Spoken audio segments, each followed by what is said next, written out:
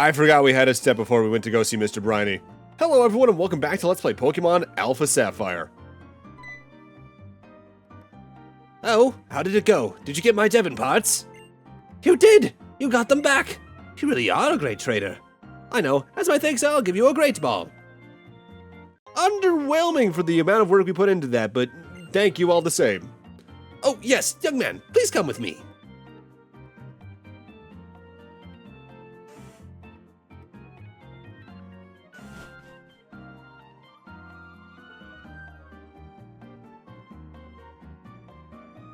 This is the top floor of the Devon Corporation.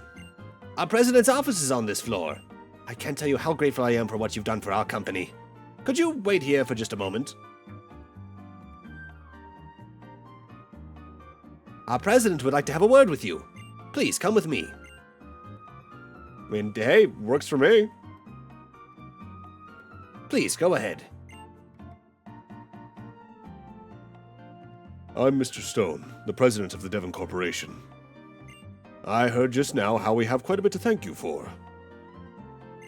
So you helped out my staff not just once, but twice. There's a favor I'd like to ask of a reliable trainer like you. Now I want you to know I'm a president you can trust. I'd never be so mean as to ask a favor for nothing in return. Here, give me your Pokénav Plus for a moment.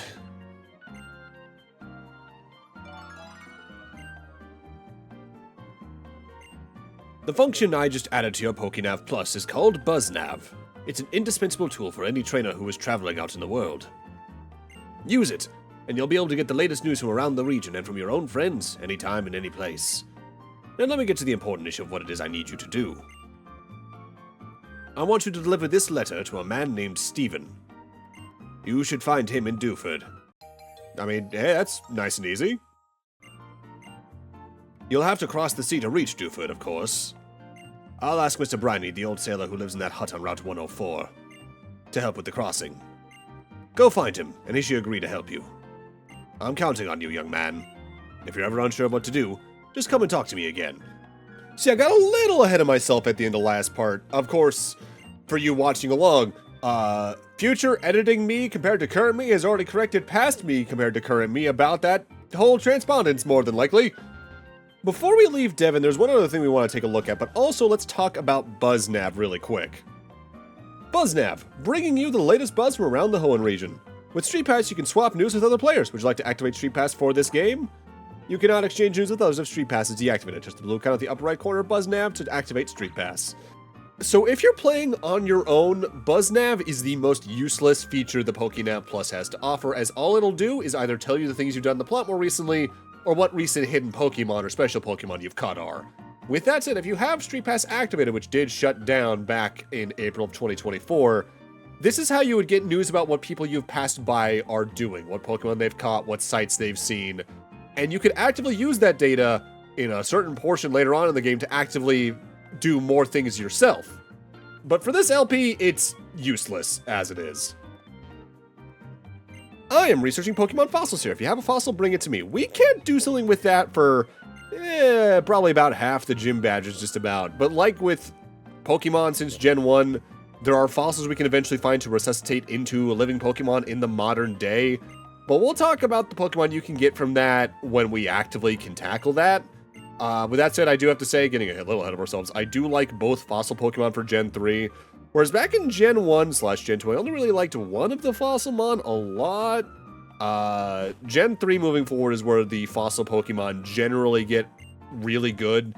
Like, off the top of my head, all options in every game starting in Hoenn moving forward are just really usable Pokemon. Helps that largely as well. The place you can resuscitate the fossils is earlier in the game than it is in Kanto, because waiting until nearly the 7th gym for that always felt awkward. Oh, hey, Kyle. Have you been catching lots of Pokemon? I'm doing pretty good on that front, at least. I caught so many Pokemon in Petalburg Woods that I ran out of Pokeballs. Oh, yeah, and I passed by Mr. Briny when I was in Petalburg Woods. I guess he must have been on his way home to his cottage on Route 104. Kyle, you just moved here, so there's no way you can know, but Mr. Briny was once a highly respected seafarer. Now, this is one of the earliest instances where on my first playthrough it became apparent that Omega Ruby and Alpha Sapphire are very much more remakes of Ruby and Sapphire than Emerald in a lot of regards. Which kind of sounds like a no-shit Sherlock thing on paper, but both this and Brilliant Diamond Shining Pearl do that in different ways. Because in Emerald at that point, you could actually talk to Mayor Brendan and do a full-out Pokemon battle with him. It was optional, but you could. Hold on, lass, belay that, Pico. Oh, if it ain't Kyle, you're the one who saved my Pico. Aye, but we owe you for that day. What's that? You want to sail with me? What's this all about, then? A letter bound for Dewford. Ah, certainly that'd be no problem at all. You've come to the right man. Shall we hoist sail for Dewford at once? Worth noting that I always think this is a point of no return for some reason, but you can just talk to Mr. Brunny to head back to Petalburg whenever you wanted. Onward to Dewford. Dewford, we're a-coming. Anchors away. Pico, we're setting sail, my darling.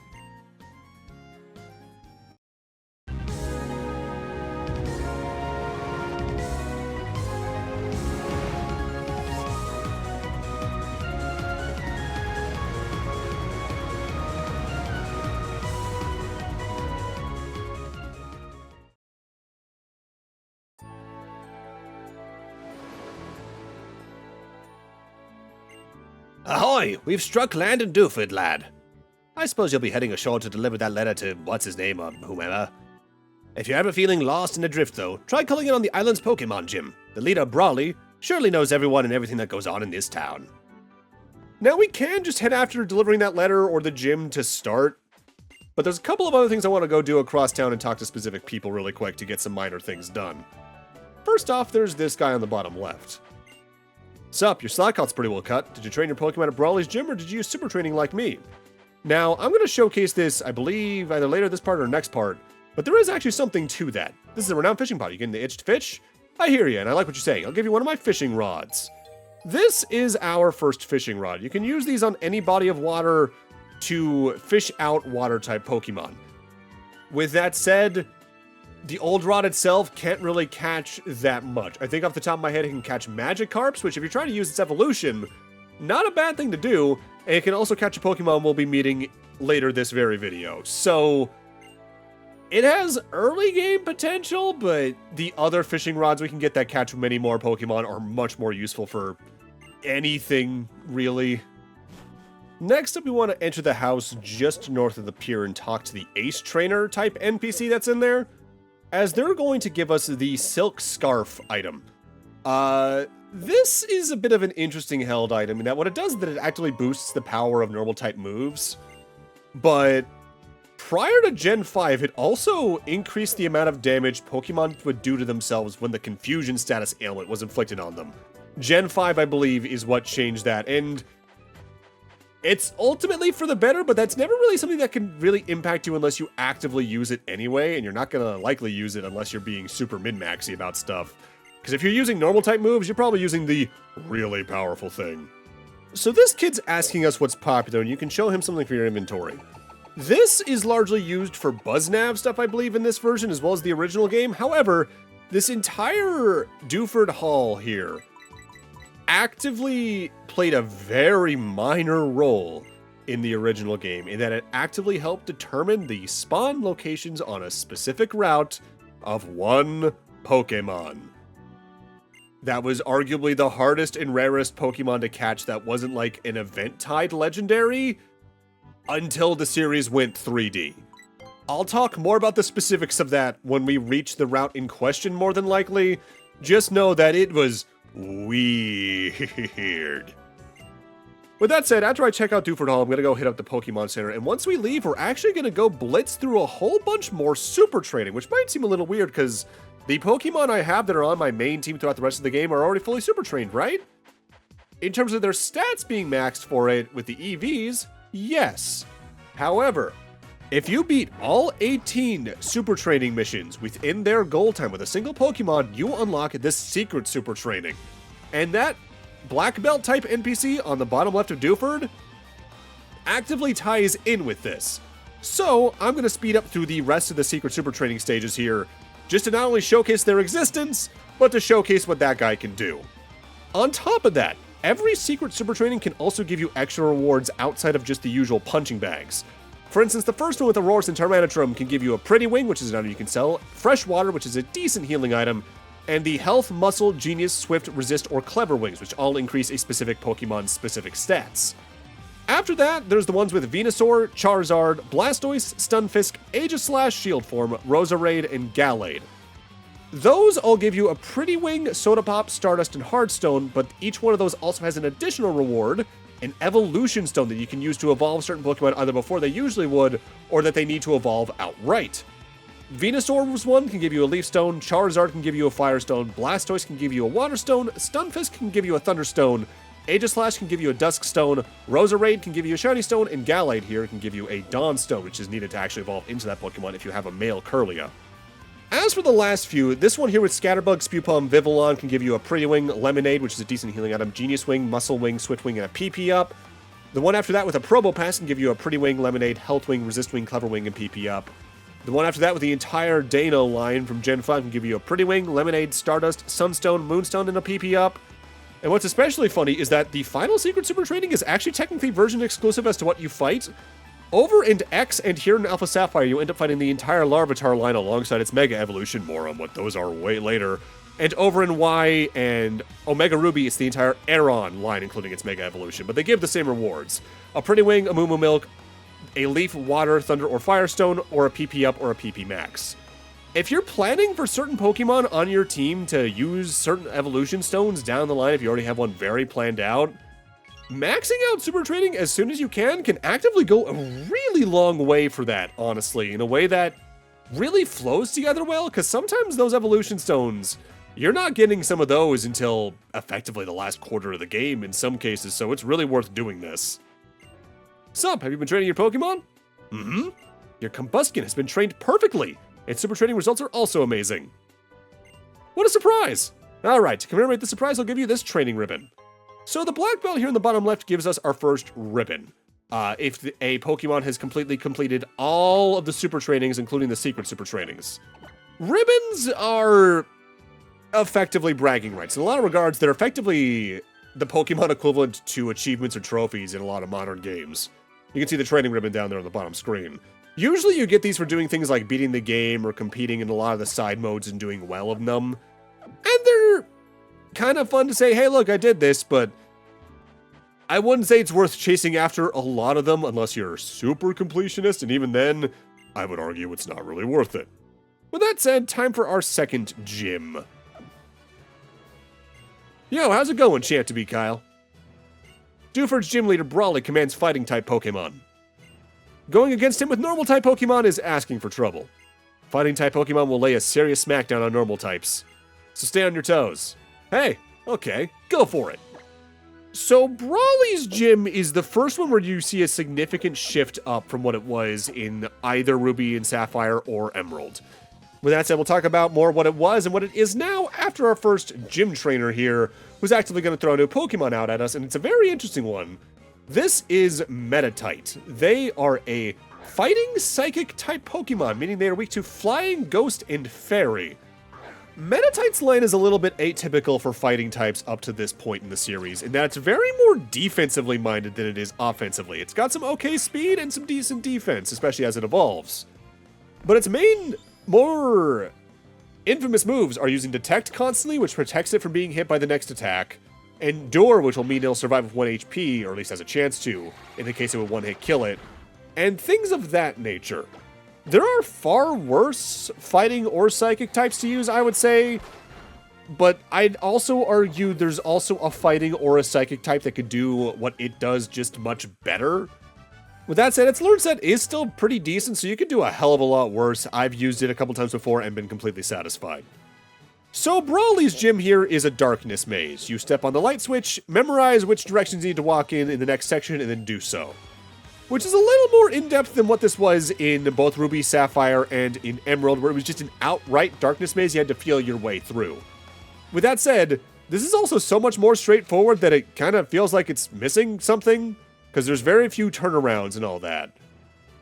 Also, it's the rare gym in this game where every gym trainer up to the gym leader is actively required. There's not many of those in the game for some reason. This is perhaps the first instance where you can really squint and go, okay, they're doing a lot of cool things with this remake, and it's neat seeing Hoenn again in this new definition. But they cut back on some weird things, and the gym designs, I think, is one of the most distracting to me personally, because some of the gyms just lose a lot of their flavor in the transition to 3D, and I think it largely comes down to scale.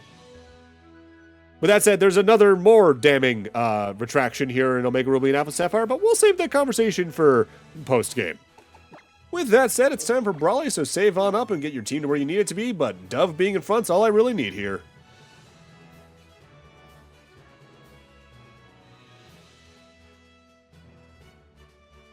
I'm Brawley, Dewford's gym leader. I've been churned in the rough waves of these parts, and I've grown tough using the cave at the outskirts of this town as my training ground, as well as using the equipment in this gym. So, you want to challenge me? Let me see what you're made of. In Ruby, Sapphire, and Emerald, Brawley can be a little bit of an early game wall due to his ace being as good as it is there and where the mechanics are at that point in the series. But here in Omega Ruby and Alpha Sapphire, he's about the same difficulty as Roxanne, I'd say. As while there are fewer Pokemon that can easily do super effective damage to him, you're higher enough level where that's not going to matter as much at this point. You're either using a Ralts for the Psychic type damage here, or you're using, say, a Tailo for the Flying type. Starting off, he throws out his Machop. Leer, Karate Chop, Seismic Toss, and Bulk Up as attacks, Guts for an ability. Guts is interesting in that it actively boosts the attack of the Pokemon with it by 50% if they have a status ailment inflicted. On top of that, the burn status ailment that fire attacks can inflict halves the attack stat of Pokemon usually. Pokemon with Guts don't have that happen. His ace is his Makuhita. Arm Thrust, Knockoff, Guts, Sand Attack, and Bulk Up. Bulk Up is the TM move we're going to get here. It raises both the attack and defense stat of the user by one stage. But it's Seismic Toss from that Machop that can be surprisingly threatening, depending on where you are in the game. Because what Seismic Toss does is that it does damage equal to the user's level. So depending on what Pokemon you're throwing out and what their HP stats like, they can take a lot of their health out in one shot there. With that said, get this. Psychic type's really, really, really good in this gym. Whoa, whoa! You made a much bigger splash than I expected. Okay, you got me. Take this gym badge. 2 down, 6 to go.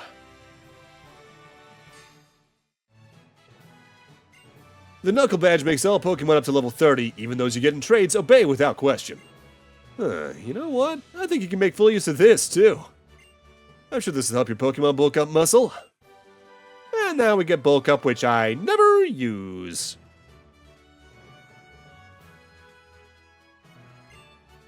Bulk Up temporarily enhances the Pokemon's muscle power.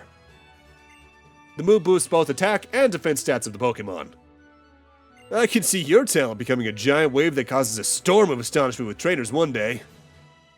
I look forward to the day I can surf your giant wave. By the way, have you been to Granite Cave? It's located to the north of this town. It's full of fascinating stuff like rare stones and wall paintings thousands of years old. My friend Steven rushed to the cave after I told him about it. Well, I guess I know where we're heading next. Worth noting, I think you can do Granite Cave in the gym in any order. With that said, if you're playing Ruby, Sapphire, and Emerald, I actually recommend doing Granite Cave first, as the extra levels you can earn there are really helpful against Brawley in the original Gen 3. In order to reach Granite Cave, we just need to head north around the beach, but there's a couple of trainers we can find along the way, as well as some hidden items we'll be grabbing momentarily. And our next new Pokemon is actively used by this specific fisherman. He's using another Gen 1 classic. He's going to be throwing out Tentacool. Water poison type, so it's weak to ground, electric, and psychic. Tentacool for a first stage Pokemon has some really good speed and especially good special defense. So if you're looking for something to take some special hits, not a bad option for early game. And that only gets better when it evolves at a decently low level. I've seen people use a Tentacool for this game in specific a couple times, and I can say I recommend it on the whole. Also, I just realized I don't think I actively talked about Makuhita when Brawley threw his out. Makuhita, you can actually catch them in the upcoming area, Granite Cave. Pure fighting types, so they're weak against Flying, Psychic, and Fairy. Makuhita has an okay moveset, but if you just look at its stats as a first stage Pokemon, it doesn't have a lot to write home about, just some okay HP and physical attack. But when it evolves, it gets an okay moveset and a ridiculous HP and attack stat for what it is as early as you can get it. If you're looking for a fighting type to use, you could do a hell of a lot worse than Makuhita's line. I've used one several times. but it's never my mainstay fighting type because I usually deviate towards like 3 or 4 specific ones across the generations. Mind you, I say that, it's weird. I experiment a decent chunk with Pokemon, especially in their post games, just to see what else the generation has to offer. I do tend to stick to a very specific archetype in my main team, though. It's almost always the fire starter, my favorite Pokemon, which is a specific water type I've talked about already several times across these LPs. Usually some sort of decent flying type, and from there, it just varies depending on the generation and what I think has a good moveset. Worth noting, though, this Pokemon LP for me is a little bit of a different one compared to my first several, in that I have a bit of a rule with Pokemon playthroughs, both for the channel and on my own time, where I like to use 4 Pokemon from the region in question, and then 2 can be from any other generation I can find. Usually one of those is taken up by my favorite Pokemon, for instance. But for this LP, it's entirely Hoenn Pokemon, largely because the Johto and Kanto mod, for instance, that you can find along the way here, or any other generation Pokemon you can find, are good, but for the point in the game I find them, I just didn't think it was worth raising them. Hey you, it's awfully dark ahead. It'd be tough trying to explore. Well, for us hikers, helping out those that we meet's our motto. Here you go, pass this on to you. Here we get TM70 Flash. This has actually gone back and forth between being an HM and not being one.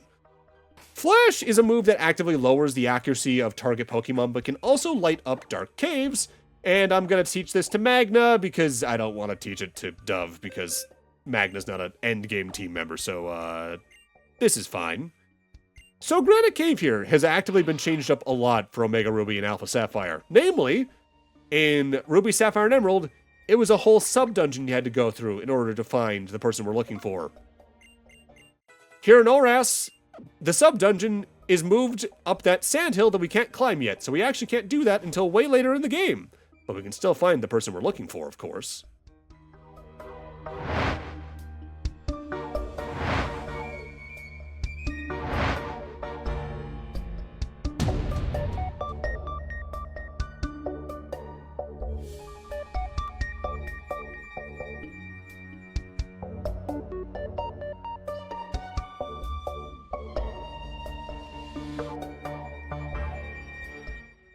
Howdy do, Steven, I presume.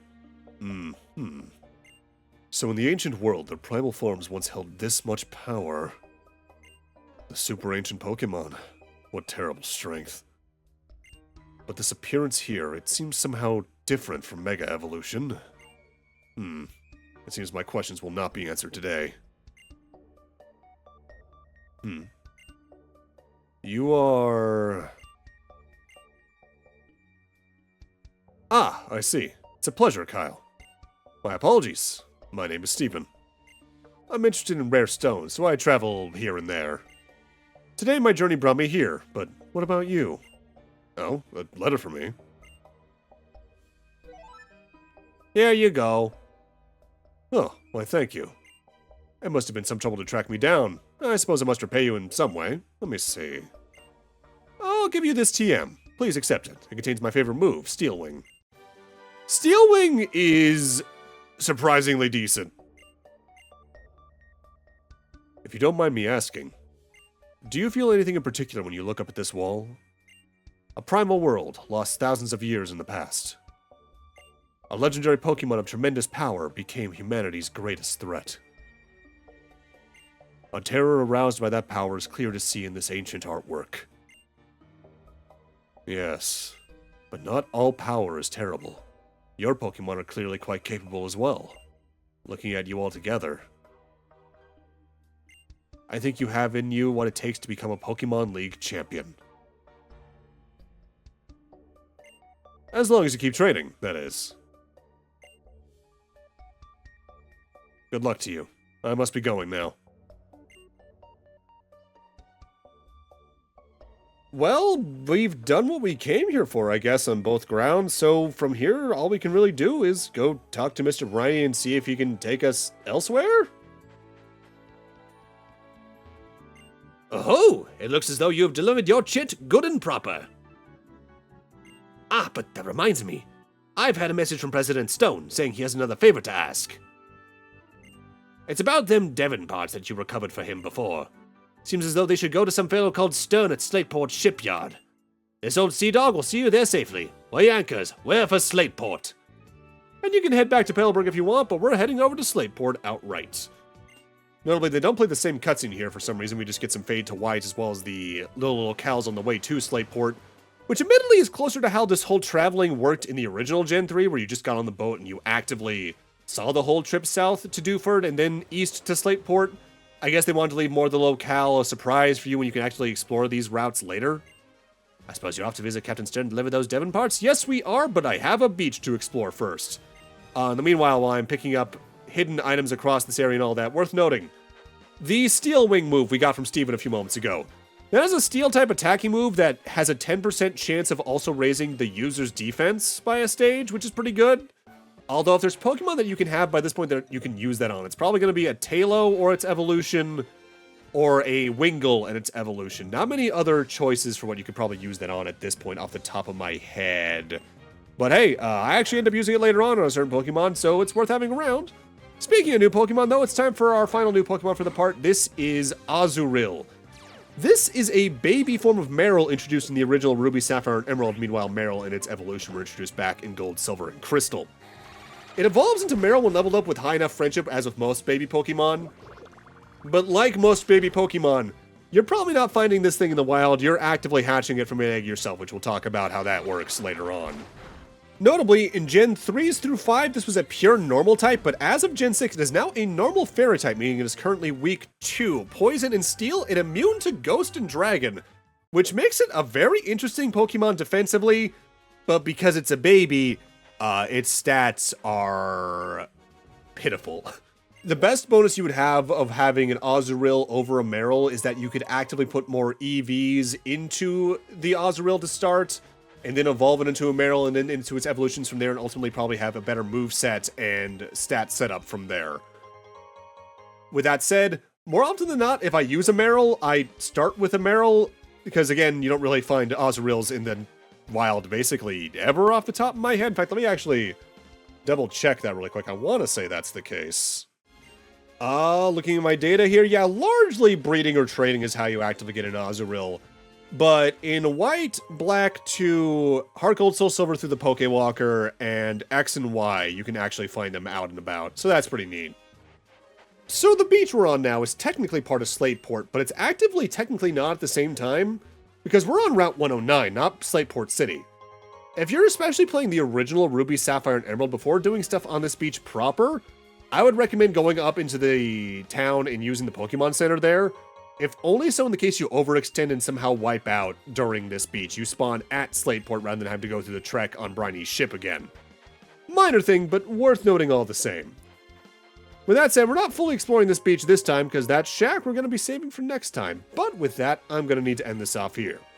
Thank you guys for watching, and in part 6, we're checking out the shack on the ship before heading into Slateport proper. See you guys then.